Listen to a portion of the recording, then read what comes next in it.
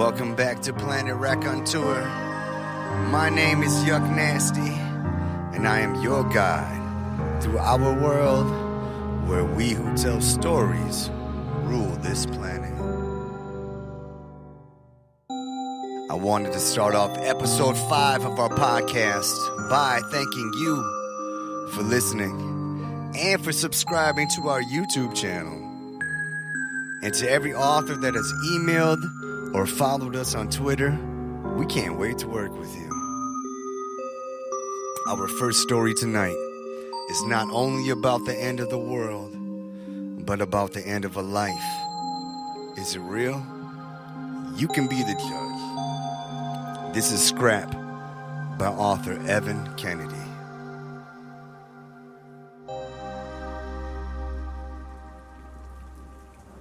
It was evening when the last ship left.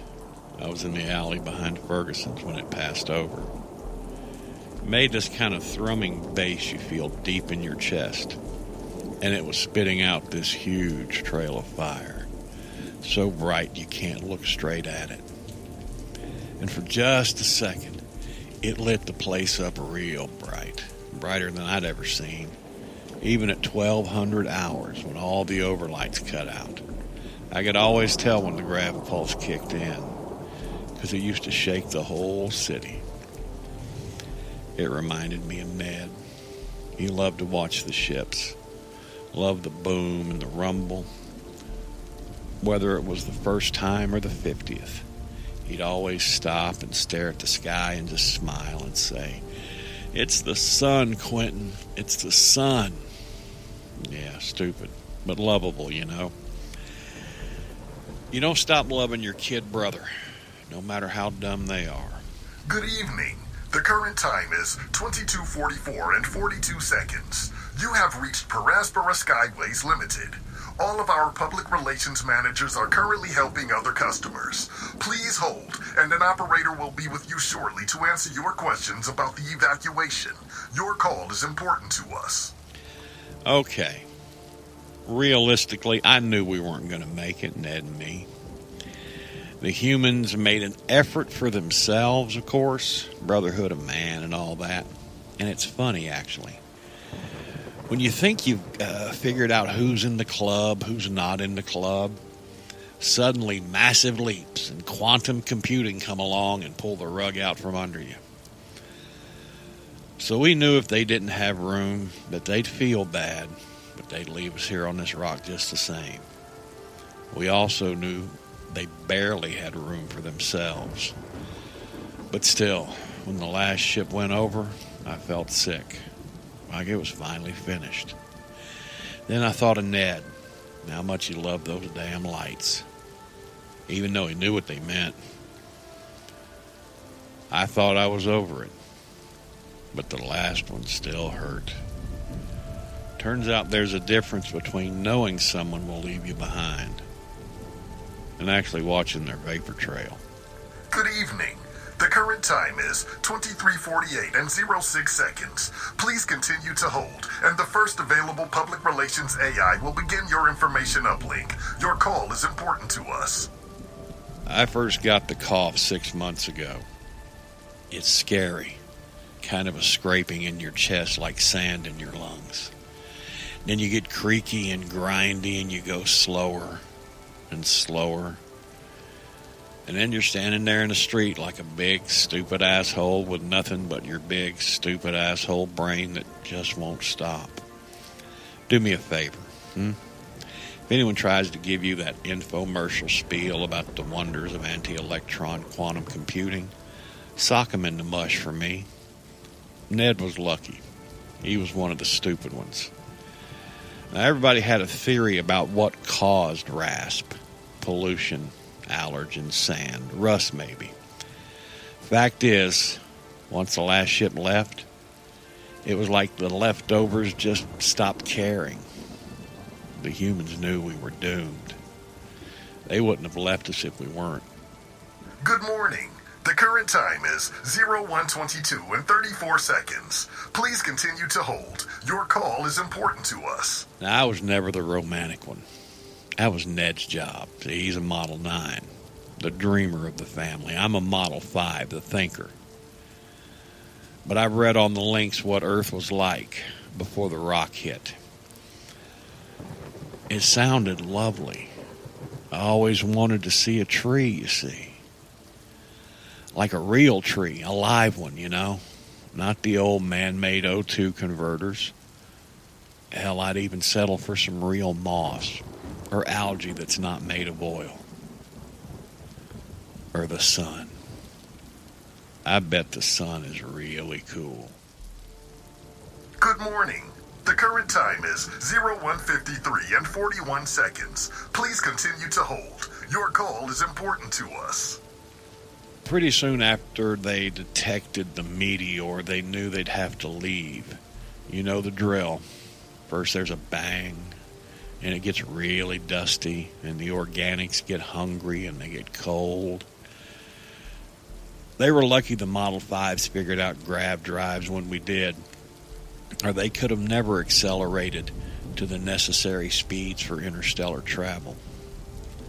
Now, it's still going to take them a good century before they get someplace they can set up camp, but I think they'll do okay.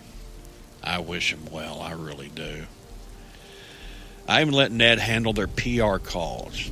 You see, I'm a team player.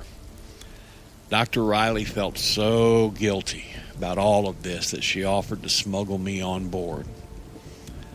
But she didn't have room for Ned, so I had to turn her down. It was a long shot anyway, and it's not their fault they had to leave us behind. It's not their fault I'm still alive. Good morning. The current time is 02:19 and 11 seconds. Please continue to hold. Your call is important to us. It's the creakiness that got to me. Ferg's is still open, but it's not the same place anymore. You know, time was, you'd go through for a shine and you'd feel like a new man. Nowadays, we harvest river oil for lubricant, and it always has this grit that gets in your joints. Ned stopped getting tune-ups a long time ago. By that time, he was already misplacing things, forgetting things, glitching. Pretty soon, all he could remember was his last directive. You see, I still remember everything. I'd have put a gun in my mouth a long time ago if Ned hadn't needed me. Poor, stupid, sweet, lucky Ned. Good morning. The current time is 02:49 and 13 seconds. Please continue to hold. Your call is important to us. The humans used to know how to make everything work right, but now it's like the whole world is winding down, because, I mean, what's the point, right? Ned used to say maybe they'd come back for us someday. I'm not holding my breath. My brain whirred and clicked over, anti-electron banks in perfect sync, and I called the old hotline again. Ned's voice boomed in my head, and even though all he could say was the same old, outdated messages, he still sounded like that excitable kid who loved to watch the ships go over. Good morning. The current time is 3:51 and 49 seconds. Please continue to hold. Your call is important to us. It was evening when the last ship of humans left planet Earth. I was frozen in the alley behind Ferg's, half buried in acid snow when it passed over. It made this kind of thrumming bass you feel deep in your chassis, rattling your servos. And it was spitting out this huge, beautiful trail of fire so bright you can't look straight on at it. And for just a second, it lit the place up really bright, brighter than I'd ever seen before. Even at 1200 hours, when all the overlights cut out, Ned would have loved it. I bet that's what the sun looks like. Good morning. The current time is 03:54 and 30 seconds. Please continue to hold. Your call is important to us.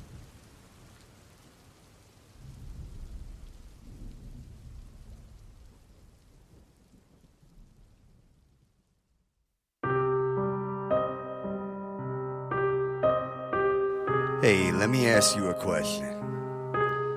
Have you ever wanted to live in a perfect world where there were no problems, no worries? Kinda? You know, a true utopia? So here it is, A True Utopia by Avery Barker. The ground is quiet. The cities that used to hustle have crumbled with gardens overgrown and suburbs rotted. They are mere ruins that are easy to glance over, covered in the wear and tear from thousands of years. The plants grow thick over old broken buildings, and dirt has buried these civilizations. They are the only signs of human presence left on Earth. Finally, the animals can roam freely, not disturbed by mankind's unjust rule. They thrive on the earth, living out Mother Nature's plans, the way things were supposed to be before humans took over. The forests are flourishing, and plant life has taken over everything. The coral reefs are able to live in peace once again without all the pollution that the humans have created. The air is clean and breathable. Global warming is a thing of the past. In the sky, though, we see large cloud-shaped objects. At closer glance, we realize that it's a city built in the sky. The city floats among the clouds in the sky. The metropolis thrives with happy faces filling every corner. Mankind is at its evolutionary peak. Adapted to the skies, humans have strong respiratory systems. Vitamin D is easy to come by, causing everybody to be happy. Everything is solar powered, including the cities themselves. People greet each other when they walk by. They've become open and honest and don't stare at their feet when they walk down it. Neighbors smile and wave at each other, not burdened by thoughts of war and crime. The children run through the streets not worrying about cars or shootings. Cars don't exist anymore. There's only one mode of transportation in this sky metropolis, and that's their flying pigs. The end.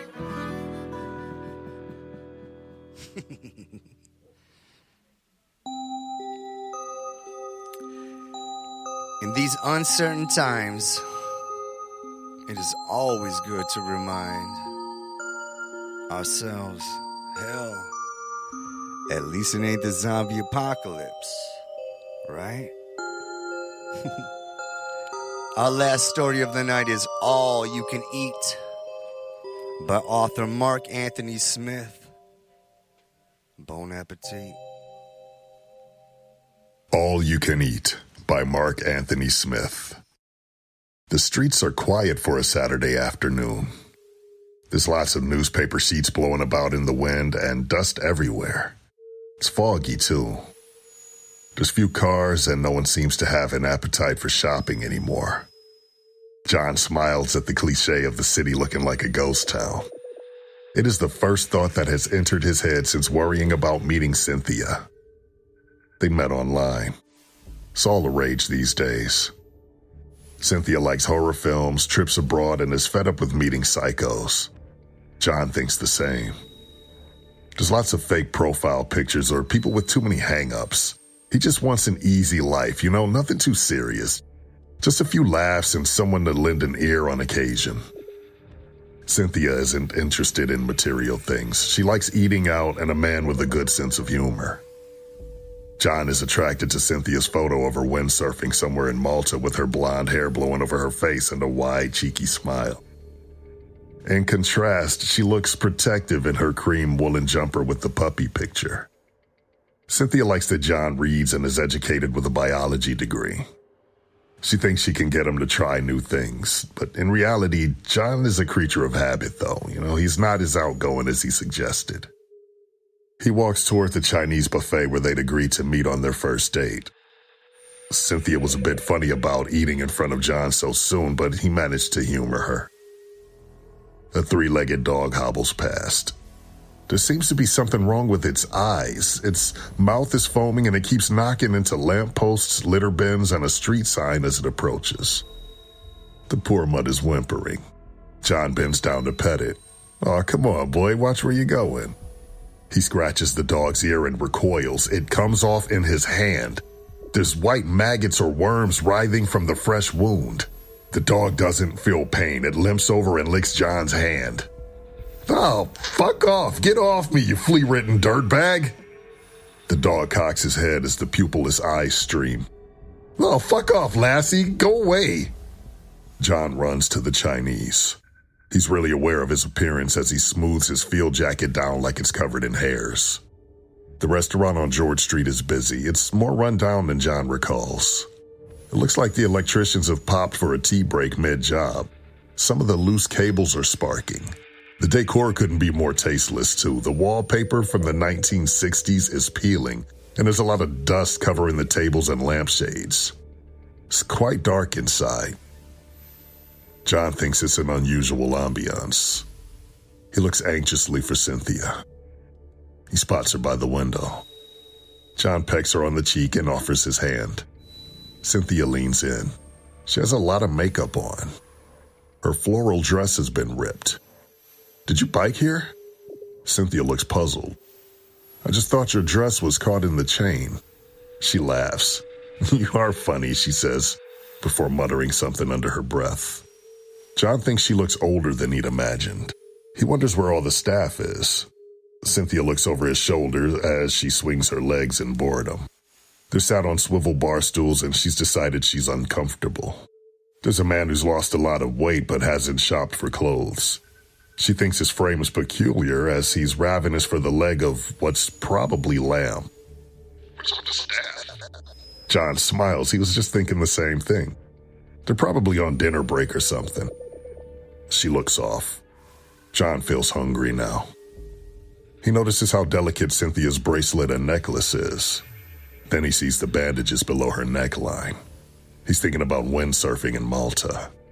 Cynthia looks at her watch, but it's missing. "Where's all the staff?" She asks this like it's a new observation. "Are you feeling okay, Cynthia?" She nods. Her neck is a little jerky as if she's trying to balance her head. John thinks that Cynthia doesn't think very much. He asks her if she's been here before. "Oh, yes. Lots of women like to meet me here." John guffaws. He cuts his laugh short. She's being deadly serious. "I see," he reflects after a quiet age. "Well, it's good that you're popular." He wants to go. John cuts her short with a finger on his pouting lips. He could pass as a librarian. "I think it's self-service," he adds. Cynthia looks surprised. She's bewildered. John leans in. He has an odd thought. He thinks that Cynthia has the shortest memory, like a goldfish. He gets up. "Let's get something to eat, shall we?" Cynthia gently nods. He gestures for her to go first. He sweeps his arm again. She laughs. John is impatient. She obviously doesn't do chivalry. She follows him to the buffet. There's lots of colorful fare on offer. The meats are covered in thick red sauce that must be sweet and sour. It's irregular and looks home-cooked rather than overly processed, square, and earlier frozen. She's looking a bit shifty. Maybe it's the ambiance. John starts to pile his plate up like there's a famine. He expects Cynthia to say, "You can always go back for more," or "You've got a healthy appetite, John," but she's silent. She hasn't got a plate. John pops his down as he fetches her one. Then he sees the axe embedded in the back of her skull. He reaches for it like a pesky fly. He isn't surprised by the new adornment. He grabs the wooden handle. She takes a fancy to his arm. She feasts as he pulls his severed limb away.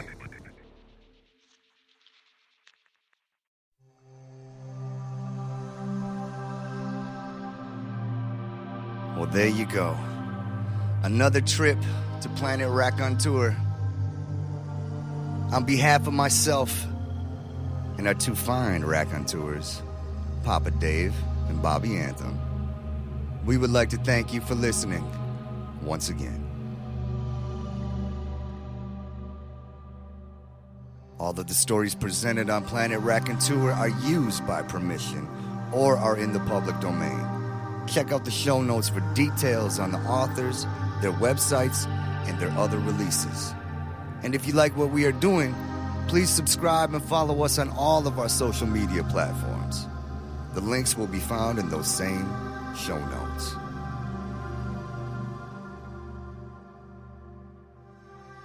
Much love, and thank you again for visiting the Planet Raconteur.